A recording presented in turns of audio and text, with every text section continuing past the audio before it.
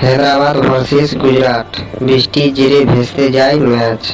হায়দ্রাবাদে এই ম্যাচটি অনুষ্ঠিত হচ্ছে, তবে ম্যাচ শুরুর আগেই থেকেই বৃষ্টি শুরু হয়েছিল।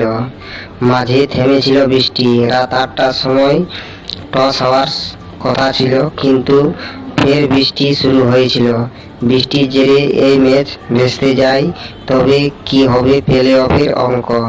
গুজরাট টাইটান্সের প্লে অফে ওঠার কোনো সম্ভাবনাই নেই, কারণ কলকাতার সঙ্গে ম্যাচটি ভেস্তে যায়।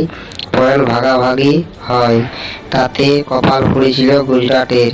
তবে হায়দ্রাবাদের সামনে শুধু প্লে অফে ওঠার নয়, দুইয়ে শেষ করার সুযোগ রয়েছে। দুই দলের মধ্যে পয়েন্ট ভাগাভাগি হবে। সেক্ষেত্রে হায়দ্রাবাদ 15 পয়েন্টে পৌঁছে যাবে।